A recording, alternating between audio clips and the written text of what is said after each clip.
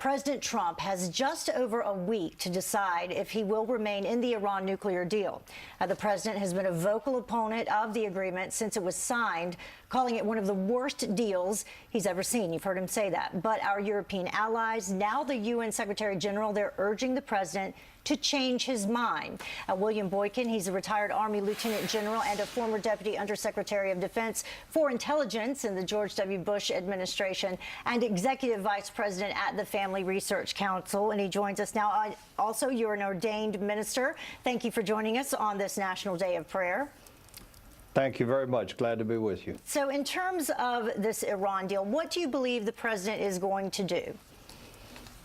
Well, it's hard to say for sure, but I think that the president campaigned on getting out of this Iran deal, and I think that he's going to do so. And I don't think that he will be foolish about it in terms of the way he does it. I think he will invite the other six parties, the other six signatories to this Iran deal to take another look at this and come up with some additional provisions that we could demand from Iran on this, which they will probably reject.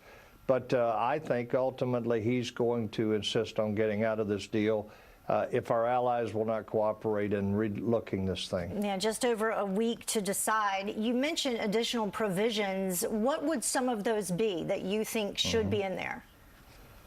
Yeah, I think it would have to include the testing of their long-range intercontinental ballistic missiles and even some of their shorter-range missiles in the Shahab category.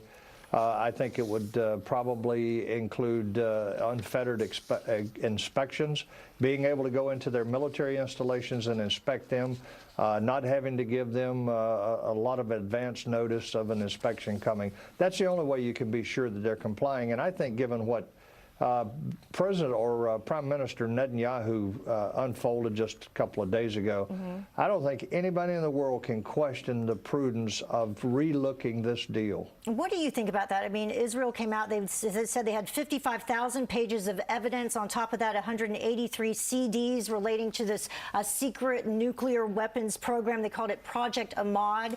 As you were listening to all that, what were your thoughts?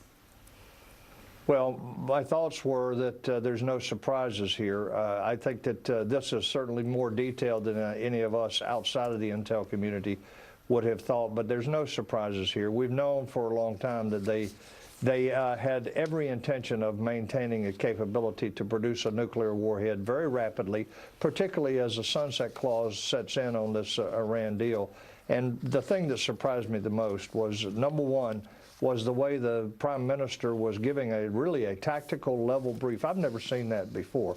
But number two, how on earth the Mossad and the intel apparatus got all of this information out of Iran? I've got to tell you, that was a surprise. Yeah, it was amazing to just think how that all unfolded in terms of getting in there, getting the information, and then getting back out. Moving down the road, you were talking about the sunset clause. What would happen if that was taken out next? Well, of course, you know, they have the, within this deal, they have a provision there that allows them to develop more advanced, more modern centrifuges. Plus, they're keeping centrifuges as well. Now, with these advanced centrifuges, they'll be able to actually produce fissile material very quickly when the sunset clause has occurred. And that's assuming they're not doing it now underground or out of sight. So I think that this is, everybody that's done an objective analysis on this believes that in a very quick period of time, they can use these centrifuges to make a nuclear warhead. I know that's been a big sticking point as well with President Trump. Thank you so much for joining us, General. We appreciate it. Thank you. I'm glad to be with you. And we'll be right back. Stay with us.